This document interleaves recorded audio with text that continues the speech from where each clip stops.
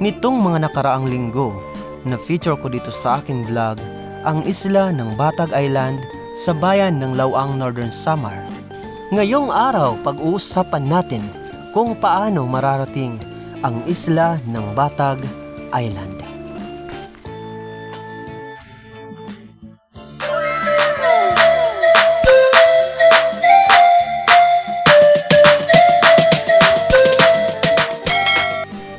Welcome back mga kachapsoy sa aking YouTube channel na Maestro Waray.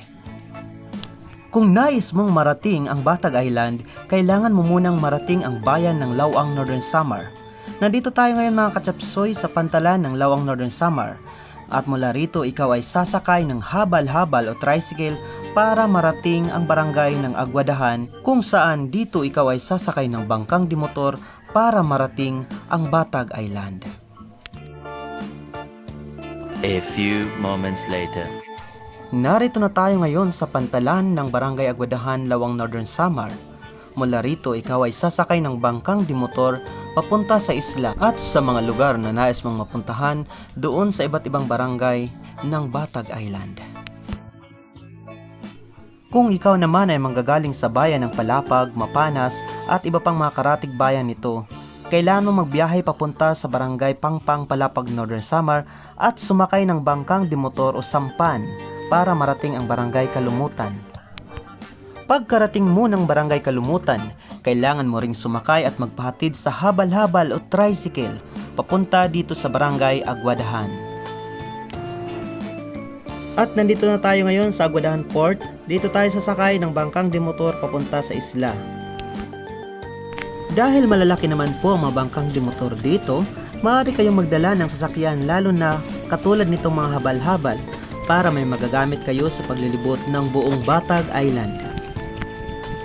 Ang Aguadahan Port po ang isa sa mga daungan ng papasok at palabas po ng Batag Island. Dito din po ibinababa at isinasakay ang mga produkto galing sa isla at ang mga produktong papasok sa isla mula sa bayan ng Lawang.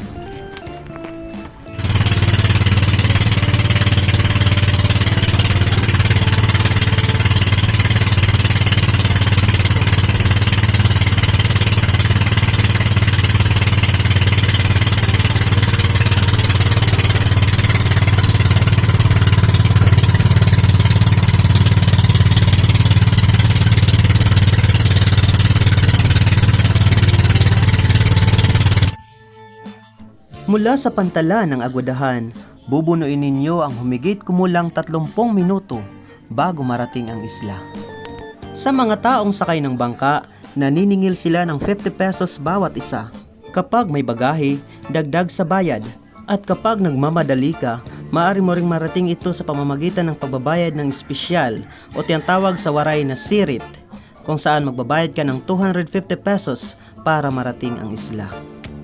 Welcome to Barangay Naputsukan, Lawang, Northern Samar. Ito ang unang barangay na daratnan mo dito sa Batag Island. Ito ay natanyag dahil sa kanilang patron, si Nuestra Señora de Salvacion, ang mapaghimalang patron ng Barangay Naputsukan.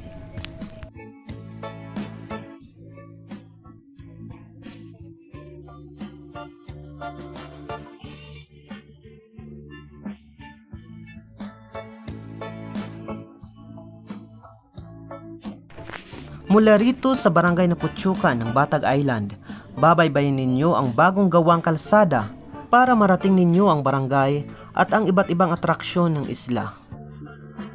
Kung kayo'y baguhan, maaari kayong magtanong sa mga residente dahil mababait ang mga tao rito at kaagad kayong tutulungan kung papaano malilibot ang buong isla ng Batag Island.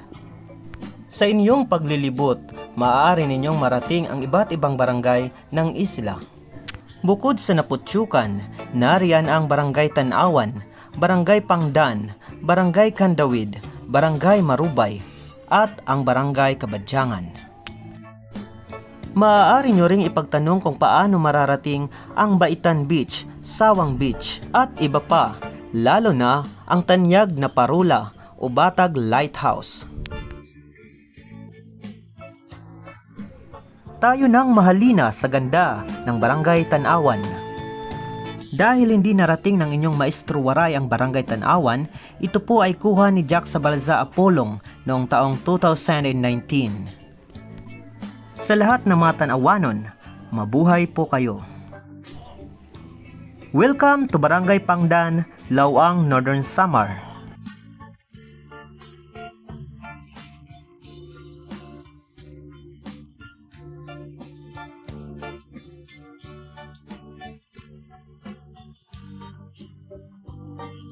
Mula rito sa Barangay Pangdan, babiyahin na naman kayo para marating ang isa pang barangay, ang Barangay Kandawid.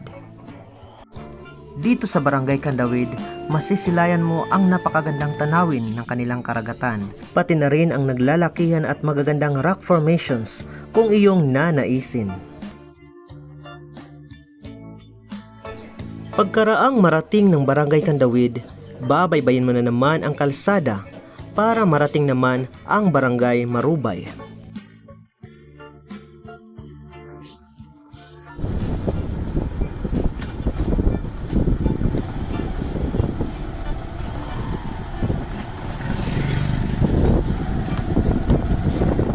Mula rito sa kanilang barangay, bababa ka sa isang hagdan para marating ang kanilang pantalan at masilayan ang kahali-hali ng dagat ng Marubay.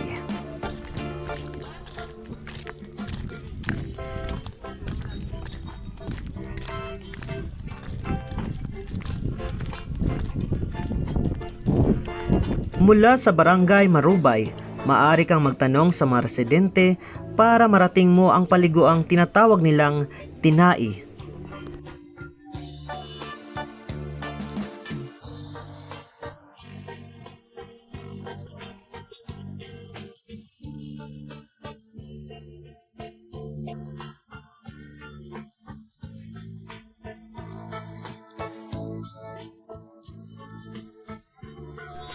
Pagkatapos ng Barangay Marubay, mararating mo naman ang Barangay ng Kabadyangan, ang pinakahuling barangay ng isla.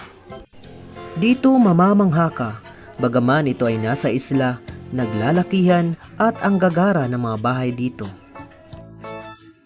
Nariyan din ang pamusong simbahan ng Barangay Kabadyangan.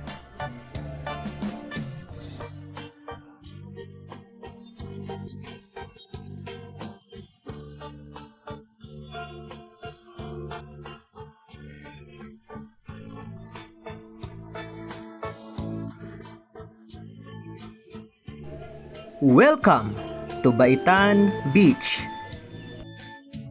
Mula sa Barangay Kabadyangan, babiyahin na naman kayo para marating ang isa sa pamusong beaches ng Batag Island, ang Baitan Beach. Isa ang Baitan Beach sa dinarayo ng mga turista, mapalokal man o dayuhan. Bukod sa napakagandang tanawin at kahangahangang rock formations, pumukaw din sa lahat ang presensya ng mga unggoy na makikita dito sa Baitan Beach. Kung nais ninyong masilayan sila, pumunta kayo rito ng mas maaga dahil doon sila bumababa at lumalapit sa mga naliligo. Narito ang kuhang video ni Marilyn Eringco.